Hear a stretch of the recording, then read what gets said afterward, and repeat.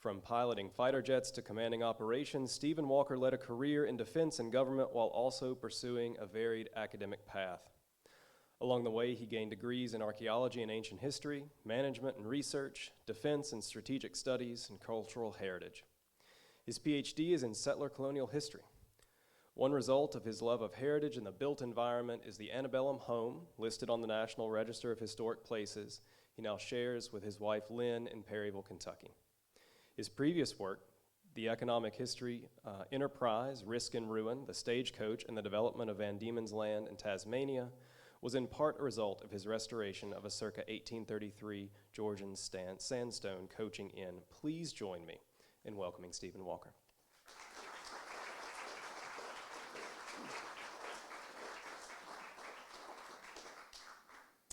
Well, I'd like to start by thanking the Filson Society very fulsomely. Obviously, I couldn't have produced a work like this without material in the Filson archives and also without being able to research some of the productions of other researchers and analysts that are included in the Filson Club publications. So the Filson Society certainly has played a great part in my ability to produce my work. So by trade, I'm a fighter pilot. By experience, I'm a military commander and government practitioner. And by education, I'm an historian. Unashamedly, my purpose this evening is to talk about my book, which was the result of a visit to Liberty Hall, John Brown's house in Frankfurt, where one of the guides suggested that a biography was needed. I accepted the challenge, and the product is at once a biography and a Kentucky and United States history of the period from exploration to settlement to statehood and beyond. In Kentucky terms, it covers the less well-known time from Daniel Boone to Henry Clay.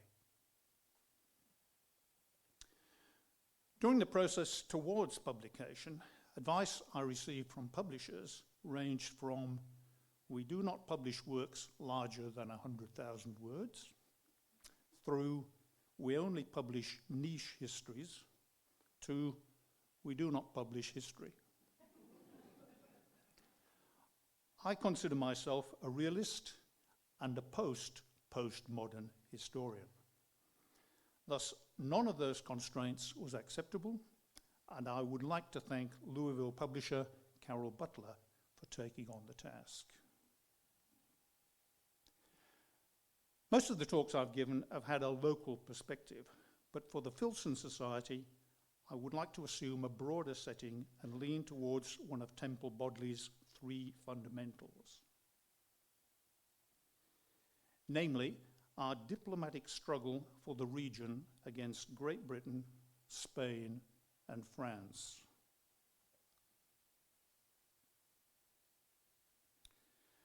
My impression is that Kentuckians seem determined not to acknowledge John Brown and the Brown family more broadly. This is John Brown in 1792, as he sat for a portrait by the renowned John Trumbull in Philadelphia.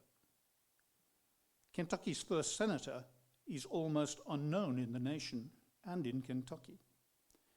He was a son of colonial Virginia and a father of Kentucky statehood, but historians have often minimized his contribution, slurred him as a Spanish conspirator, or deliberately excluded him from the historiography. He was the only Kentuckian active in national politics before statehood in 1792, and was a friend of James Madison, advisor to George Washington, and student of John Witherspoon, George Wythe, Edmund Randolph, and Thomas Jefferson. Yet there's no book about John Brown per se, and few works which situate Kentucky's settlement during that period in a global context. My book places the Kentucky settlers in their contemporary, emerging, and developing setting. That is, a time of threat, uncertainty, vulnerability, and change.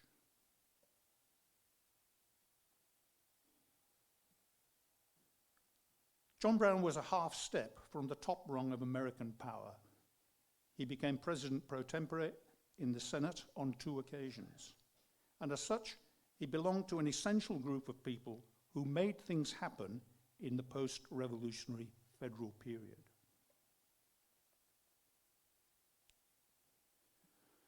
John Brown's family was fairly typical of settlers around the period of the Revolutionary War. They were Scots-Irish Presbyterians who had come to America in the mid-18th century and settled in the Great Valley of Virginia, which was then the frontier, the West. As a boy, John hunted, worked the farm, and was no stranger to attacks from Indians. His father, also confusingly called John Brown, was a minister of the church, and so I refer to him throughout as the Reverend John Brown. The Reverend Brown married into the Preston family and operated a school, but he was an indifferent farmer and little more than a subsistence provider. Consequently, the Reverend Brown's son's John's further education was supported by the patronage of his uncle, William Preston.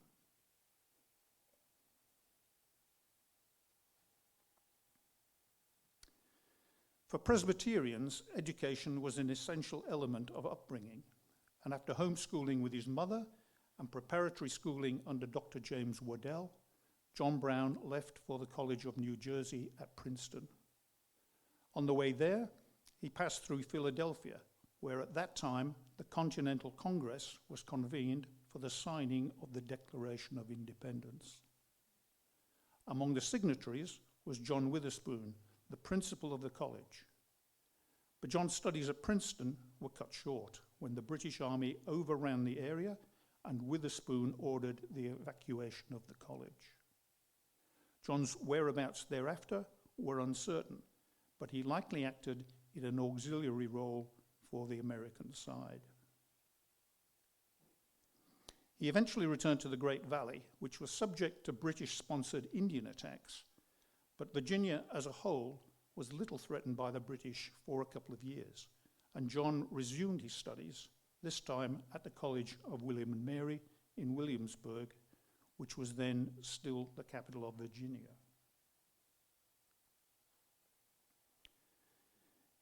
Initially, John studied under Edmund Randolph, followed by George Wythe, and he benefited much from Wythe's use of moot courts to exercise his students in addressing real-world legal questions in an age of Enlightenment setting. Wythe used his students as his research assistants to test political and legal theories and prepare his supporting arguments. Such practical exercises also helped John to go some way towards overcoming his weakness in public speaking. However, once again, John's studies were interrupted as the British advanced into Virginia, and again, it seems, he acted as an auxiliary in some kind of logistics capacity.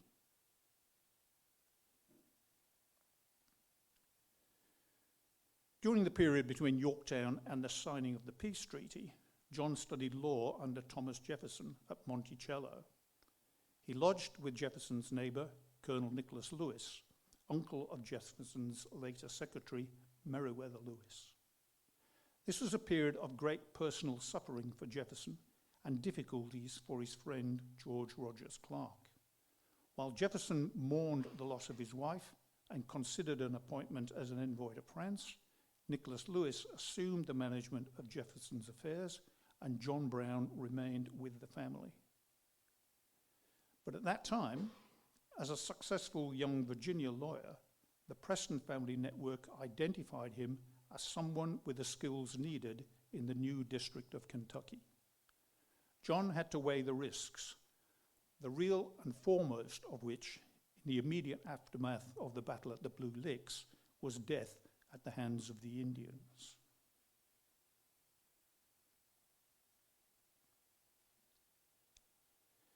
Indeed, his two principal recruiters, Walker Daniel and John Floyd, were dead soon afterwards at the hands of the Indians.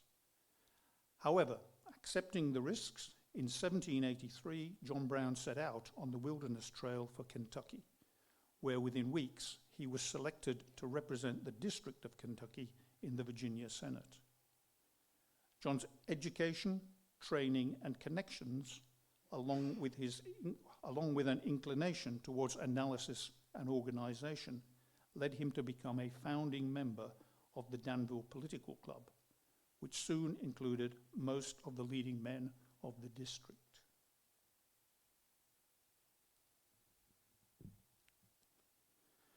Within the club, in modern terms a think tank, John identified 4 key objectives for the successful development of Kentucky. They were safety from Indian attack, secure tenure for land titles, a suitable form of government and administration for the new district, and the ability to export Kentucky produce to a market.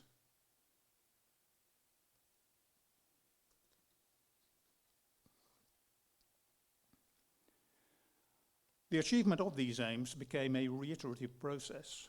The highest priority, secure land settlement and development, was often displaced by a more urgent priority, collective safety from Indian attacks. Other difficulties were caused by the distance from the seat of government in Richmond, no clear administrative structure, interstate jealousies as North versus South interests became further complicated by East versus New West factors, and a very democratic attitude in the district which hindered the settlers' ability to send any unified message to Richmond about their wishes. John's task in Richmond was to interpret this mixed bag of messages from his constituents and smooth the passage of supporting legislation through the government of Virginia.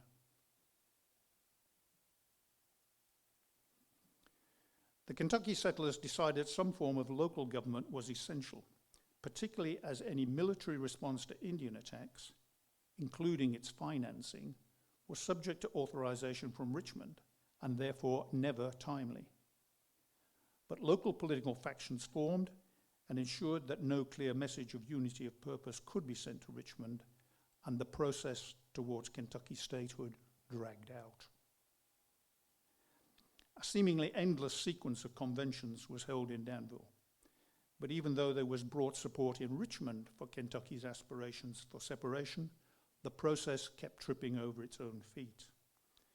And stretching across 8 years, it also became caught up in the national transition from a weak continental confederation through to a constitutional Congress.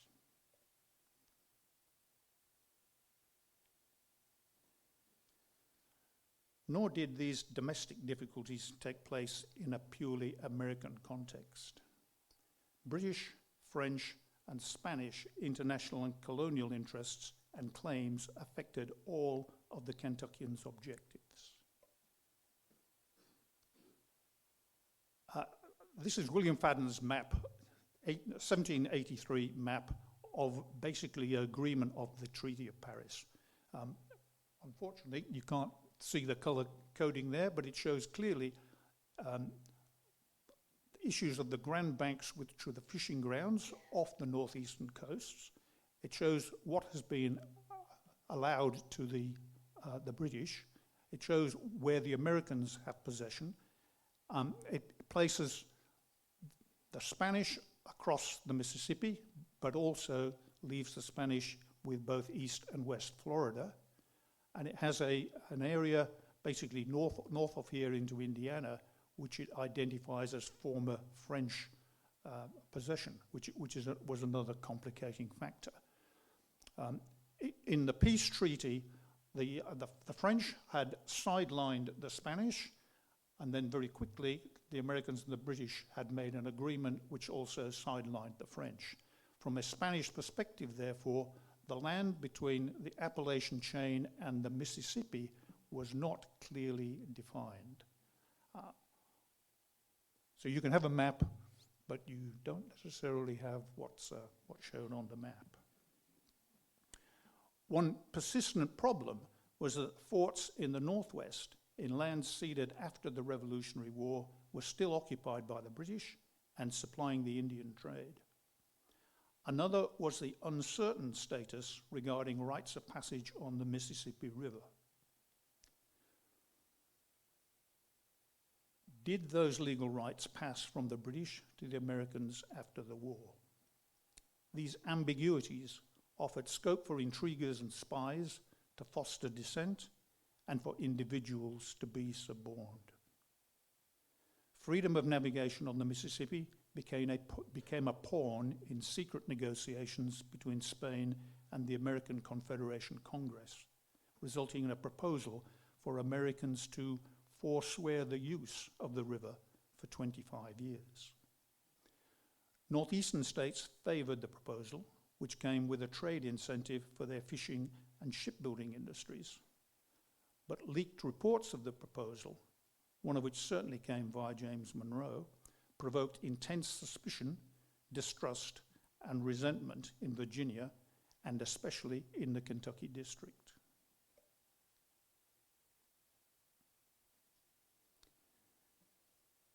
While entrepreneurs such as James Wilkinson sought workarounds by bribing Spanish officials to gain a personal monopoly of trade from Kentucky to the Gulf of Mexico, the ongoing series of conventions in Danville considered options for various models of separation from Virginia, and perhaps also separation from the American Confederation. John Brown needed to be in two places at once: in Danville to be certain of the mood of the district, and 700 miles away in Richmond to represent their views.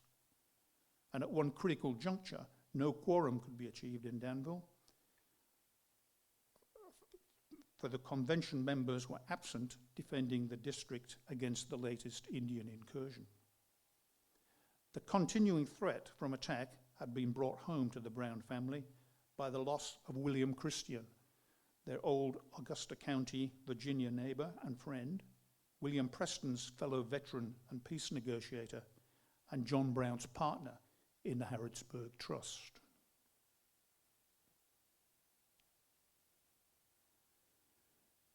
It was at this time that the economic, fiscal, and governance weaknesses of the American Confederation became too impractical to ignore, and by a roundabout way, an interstate trade meeting became a constitutional convention. At that very time, John Brown was appointed as a Virginia delegate to the Continental Confederation Congress with the particular remit to represent the interests of Kentucky. The principle of separation of Kentucky from Virginia was agreed by Virginians and supported by John Brown's fellow Virginia delegates. But misinterpretations of intent and a lack of delegated authority in the Kentucky district delayed the passage of effective legislation for another year. Then, the process for ratification of the new United States Constitution drew out the time taken to gain higher approval, and North-South states' issues again hindered its adoption. Finally, the lame duck Confederation Congress decided it could not approve Kentucky separation, as that was a matter in the purview of the new Constitutional Congress.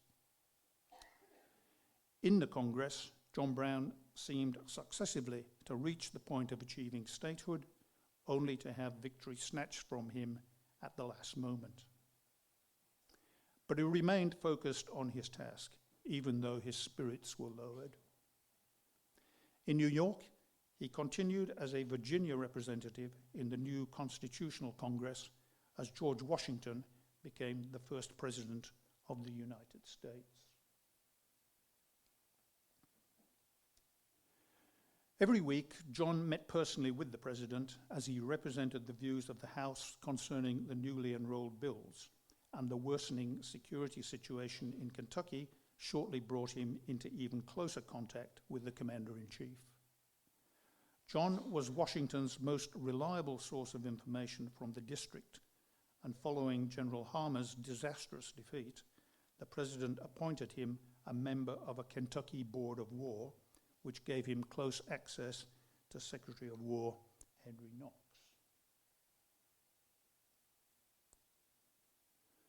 John was perhaps an unusual choice for the board, but comments in his letters indicated that he had some understanding of the logistics of warfare from his experience during the Revolution.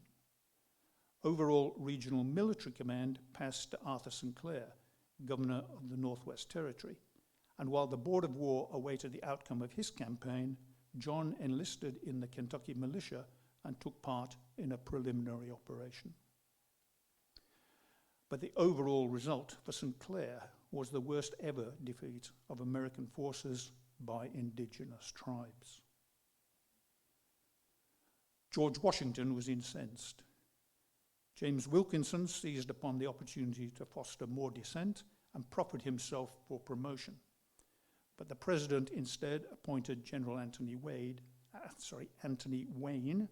to succeed St. Clair. Wayne was a careful and experienced commander who would not allow himself to be rushed, despite the undermining efforts of Wilkinson, who had tried to cultivate John Brown and Henry Knox to influence the president's choice. John supported his president's decision, which in time proved correct. Nevertheless, one of John's 4 key objectives for the district, security from Indian attack, was still not achieved.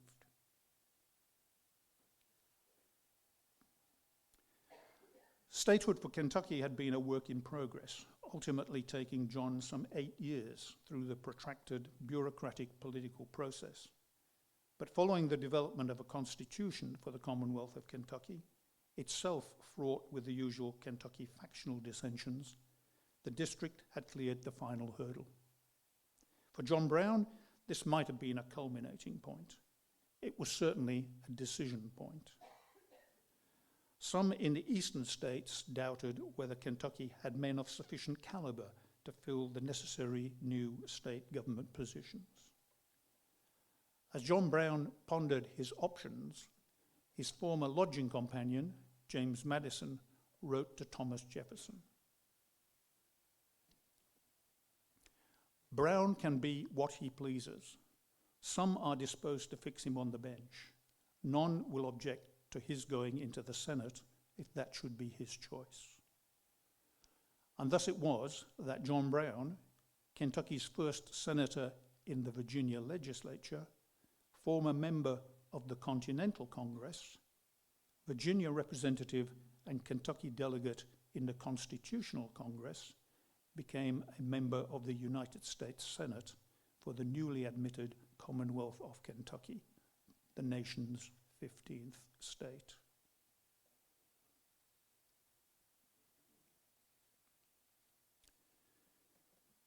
"35-year-old bachelor John Brown presented his credentials in the Senate on November the 5th, 1792, and served there for the next 13 years. During that time, he developed from a representative of Kentucky into a national statesman who hailed from Kentucky. Increasingly, he assumed responsibilities for other developing western districts, with a particular focus on the Northwest Ordinance, and represented the interests of Ohio and Indiana before their admission.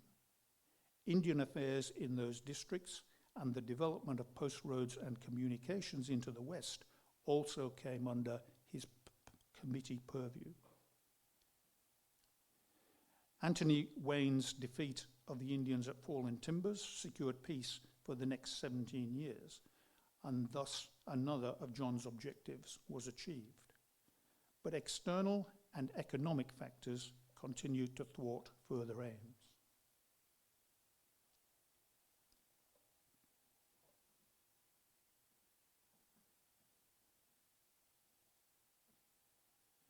For those struggling with the bottom writing, it says,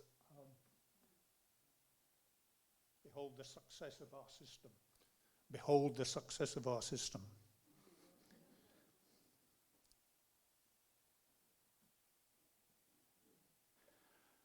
Treaties with Britain and Spain were necessary to resolve the further aims, and both issues were complicated by revolution in France, which refactionalized American politics, divided society, and introduced new agitators into a still coalescing nation.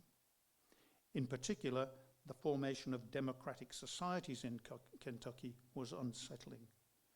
John had to choose his path carefully through another political mire. John also had to consider his own circumstances. He supported his siblings financially and with good advice. He purchased land in Frankfurt on which he would build a house for himself, and property in the Bluegrass where he built a home for his parents. He amassed other property in Kentucky and the Northwest, but in the uncertain economic climate, he was rich in unrealizable assets and relatively cash poor. His government stipend and allowances were his security. The question also arose who would share John's new home. He had a long acquaintance with Miss Margaretta Mason, dating back to his early congressional days in the lodging house in New York. Margaretta was the daughter and sister of Presbyterian ministers, but not so strict as they. She spoke French, wrote poetry, and moved in the local society of fashionable young ladies. When the Congress relocated to Philadelphia, Margaretta managed frequent visits there to stay with married friends or her sister, and it was remarked that those visits usually coincided with the times when Congress was in session.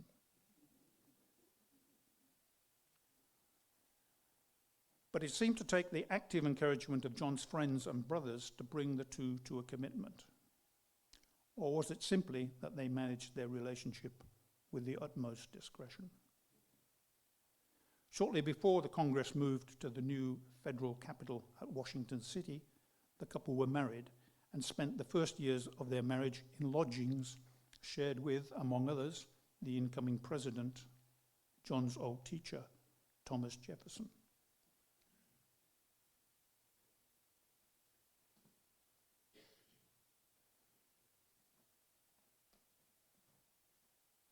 There's not an awful lot to see, but the Capitol building is here. Conrad's Hotel, where they lodged, is in this area, and along the ridgeline there you have the president's house.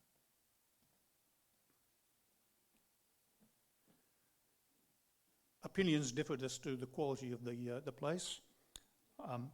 Albert Gallatin described it as a swamp, but the ladies seem to think it was described it as the gardens of the beautiful Tiber. So beauty is in the eye of the beholder. After a year or so, John and Margaretta relocated to their new home in Kentucky, and John saw out the remainder of his national political career through long-range commuting.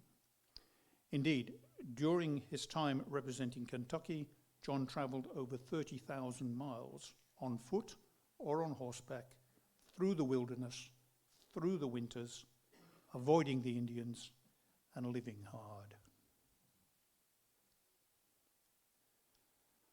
The recognition of Kentucky's Virginia heritage had conferred some security on the land titles of Kentucky settlers, and thus another of John's objectives was achieved, but only partially, as a multitude of inaccurate land surveys and overlapping claims made ownership a settler's nightmare and a lawyer's feast. Progress regarding freedom of navigation on the Mississippi was also slow and sporadic.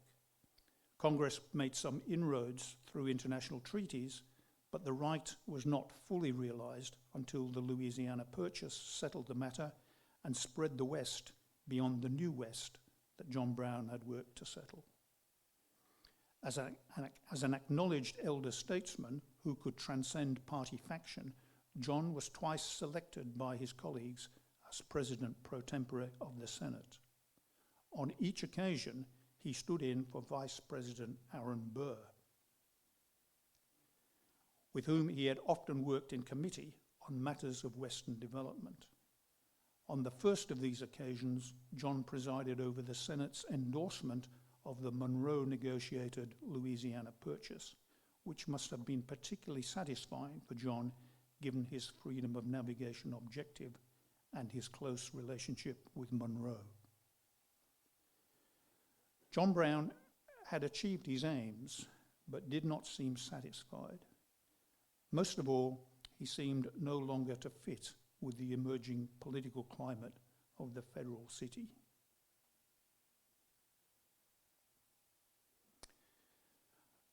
John Brown was, by habit, private, but always his own man. From ordinary, indeed impecunious origins, he had established financial security, which was based upon land acquisitions with a buffer from his government salary.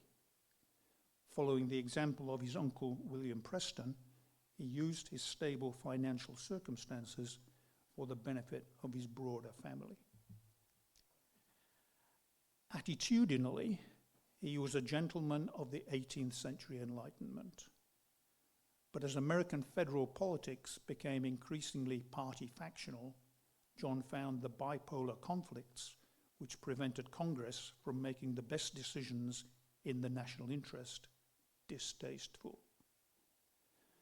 Furthermore, he was incapable of self-promotion and would not canvass re-election, though he would serve if called. His political opponents moved against him, and he had no will for the contest.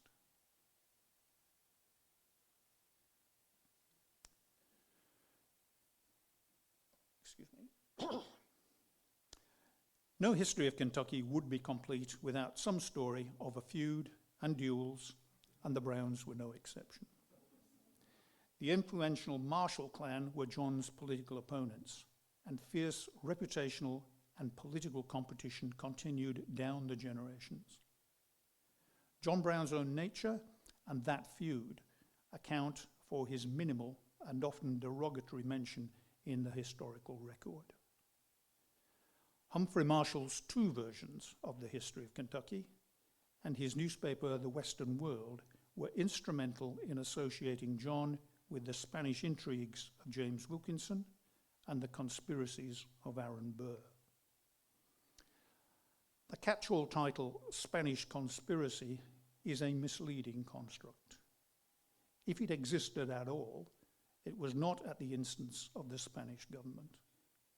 Rather, it referred to the uncoordinated and often conflicting and competing self-interested actions of lower-order officials. John Brown and John Jay were cultivated in New York by the Spanish encargado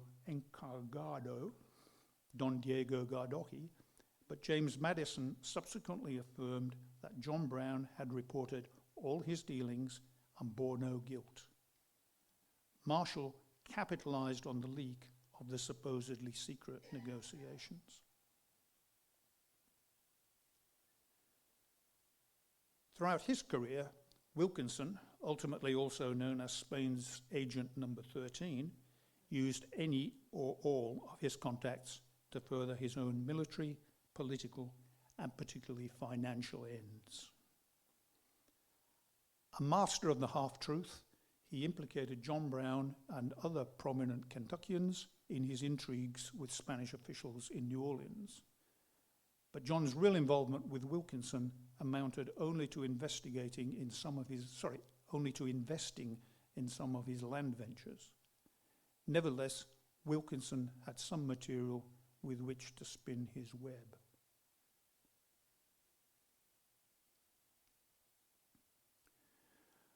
John's involvement with Aaron Burr sprang from their association in the Senate and John's natural courtesy and hospitality. After John's retirement, Burr stayed with John at Liberty Hall, where he encouraged John to join and organize a company to build a canal around the falls of the Ohio on the Indiana side. Burr had multiple ventures running in parallel during his visit to the West, including and especially with Wilkinson. But there is nothing to show that John was involved in any more than the canal scheme. However, any connections with Wilkinson and Burr were ample sources for the mischief of the Marshall clan. Lawsuits, slander, libel, a duel, and fistfights in the street all embroidered the saga. And Humphrey Marshall bought the Western World newspaper to propagate his own fake news. The modern reader will find much here that is familiar, but unfortunately, later historians have propagated Marshall's accounts without noting their subsequent retractions or alternative versions in other public publications.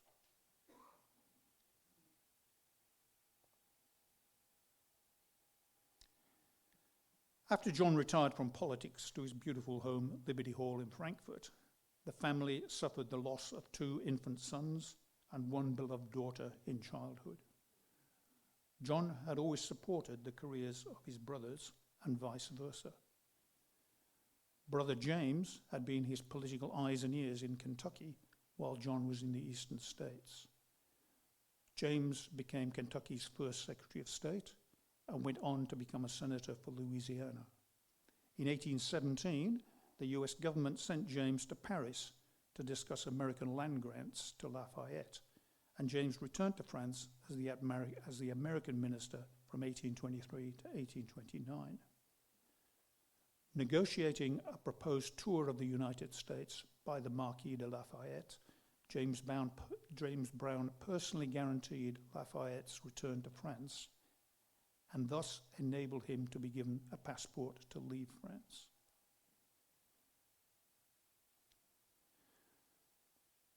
During the much feted tour, Lafayette told John Brown's son Mason politely that he was indebted to his family for all the honor and pleasure he had received since his arrival in America, for that if his uncle James Brown had not become security for his return, he would never have been permitted to leave France.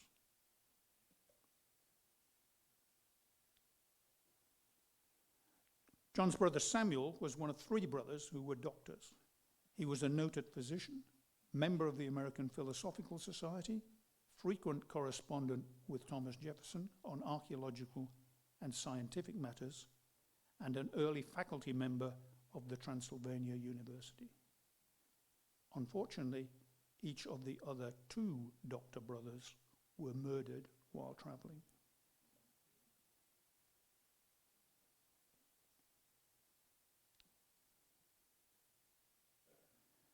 John saw to the education of his own 2 remaining sons and the well-being of his parents and sisters, and following the example of his uncle, he became the paterfamilias, to whom a range of nephews and nieces could turn. Although John stayed out of politics, he was an acknowledged elder statesman.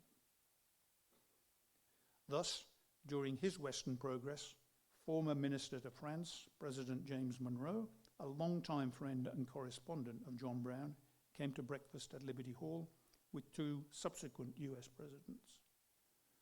John Brown also presided over the public dinner in Frankfurt in honor of President Monroe, by whom he was much distinguished. John became involved in the management of the Bank of Kentucky, which would have been one of the topics under discussion with Monroe. The banking policy was a political about-face for John Brown and James Monroe, and perhaps a belated recognition that Alexander Hamilton had the right approach in the first place. John also became an elder in the Synod of the Presbyterian Church in Kentucky and was heavily involved in public works in Frankfurt. He purchased the ferry across the Kentucky River as an operating business, including the land on both banks and the operating license, and subsequently built a house adjacent to the south side for his bereaved sister, Mary Humphreys, and her 7 children. Next, he became a founding member of the Frankfurt Water Company. In doing so, he was able to draw upon the coincident expertise of the Indiana Canal Company with its associated waterworks. John also successfully defended Frankfurt against Henry Clay's efforts to relocate the state capital to Lexington, and threw his weight behind the $25,000 chain bridge project across the Kentucky River, which opened in 1816. When the first Capitol building burned down, the 1,100 inhabitants of Frankfurt faced a bill for half of the replacement costs.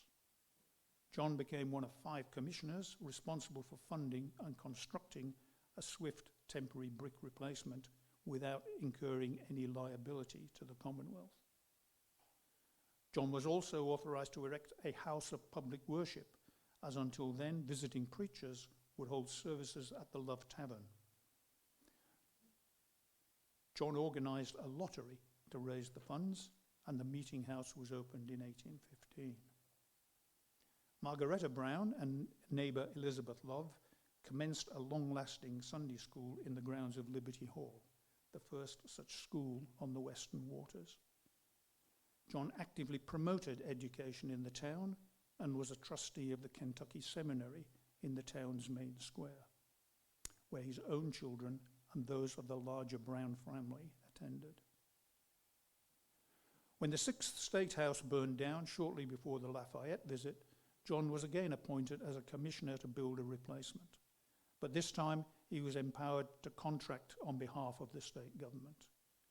Lexington-born architect Gideon Schrock was engaged to design the 7th Capitol, and John took the opportunity to also engage him to build a house in the grounds of Liberty Hall for his son Orlando, so that both sons could have an equal inheritance.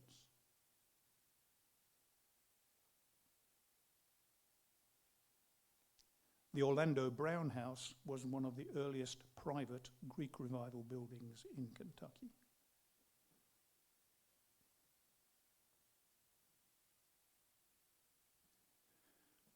At a particularly low point during John's suffering of the Marshall slanders, John Beckley, political confidant of Thomas Jefferson, who had known John since William and Mary, gave him this advice.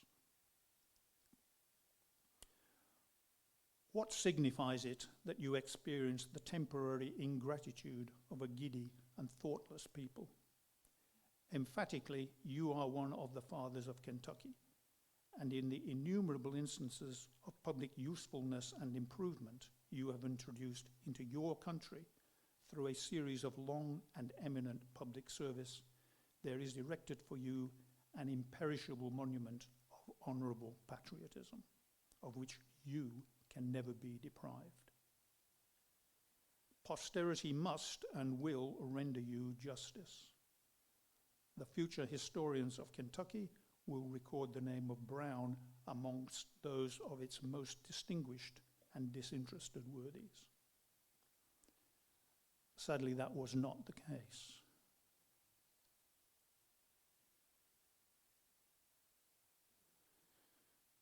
So turning to the most anticipated words of all students, in conclusion,